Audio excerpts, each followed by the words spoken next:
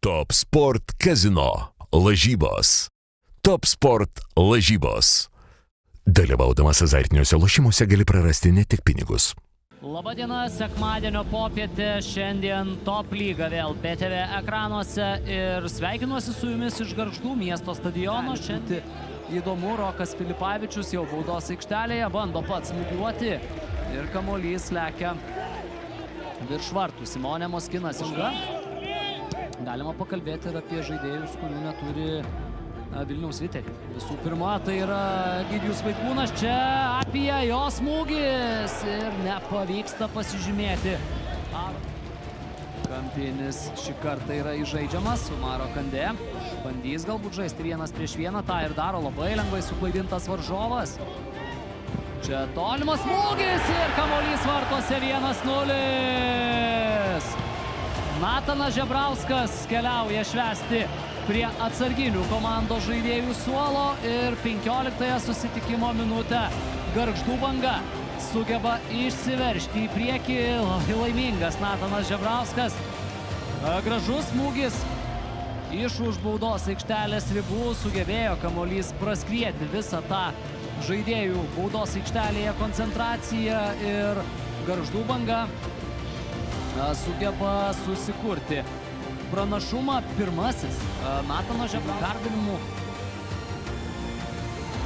Bet įvartis čia yra pirmasis. Dar viena riterių klaida, Aronas Olubogė, jo geras perdavimas apie šis ant kairės kojos ir 2-0.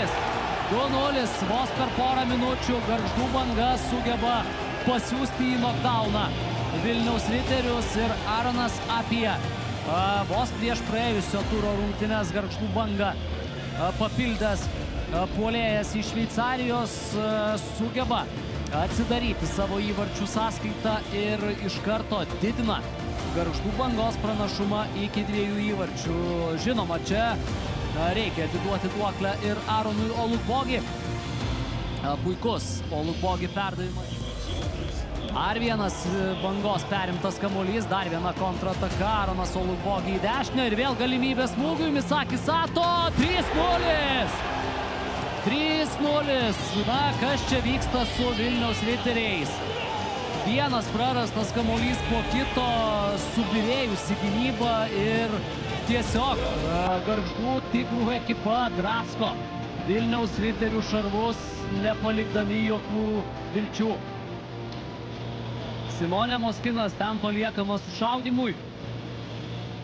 Čia Gintautas Vaičiūnas bando užvesti. Kol kas pasitikimas yra aktyvus. Ir apie perdavimas į baudos aikštelę. Čia vėl klaida, Olubogė, jo smūgis. Nepataikė į vartų plotą Aronas Antužis čia pat. Ir dar vienas įvartis, 4-0. 25-oji susitikimo minutė ir komandos draugai atrodo sveikina Simao Juniorą. Na, rezultatas jau tampa nepadorus įpusėjus pirmajam rungtynių kėliniui. Aronas Olubogis įsirašo dar vieną rezultatyvų perdavimą. Panašu, kad taip, dar pasižiūrėsime pakartojimą. Yra ir Sitas palikta baudos aikštelėje, vėl toks skausmingas epizodas Riterių futbolininkų. Čia koks tolimas Deivido Malžinsko šūvis. Stojasi prie kamuolio, perdavimas į baudos aikštelę. Čia Simao Junioras, na dabar jau būtent gynėjas iš Usavičius prieš Praleiką. Išsisuka Jonas Usavičius ir gerą perdavimą atlieka čia Meinardui Mikulėnui. Šis gerai susitvarko su kamuoliu.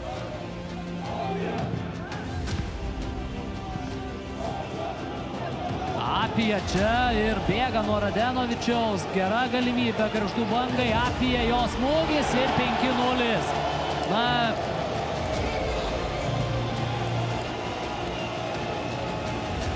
kalbėti apie Vasiliją Radenovičiaus gynybinius veiksmus šioje situacijoje turbūt nereikia.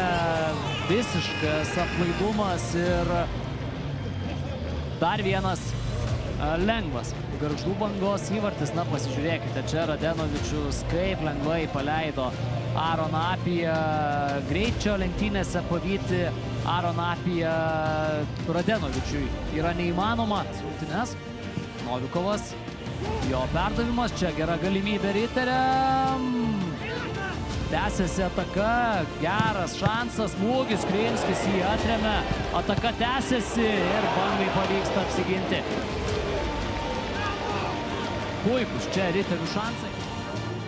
Atėjo prie vartų. Radenovičius į baudos aikštelę ir vėl Krinskis gelbėja komandą. Į priekį Ambrazaitis. Dar viena Bangos ataka. Perdavimas į baudos aikštelę. Šansas smūgiui. Ir Simonė Moskinas šį kartą jau Tamulio. Jo perdavimas į baudos aikštelę. Smūgis į vartus ir 6-0, jeigu nebus nuošalės. Kalbasi ten su arbitrais ir ne. Įvartis vis tik tai yra atšaukiamas. Paliko aikštės ribas, o Kęstutis Bartuškevičius sako, kad šiandien futbolo čia Gargžduose yra gana ir rungtynės nutraukia be pridėto laiko antroje jų pusėje.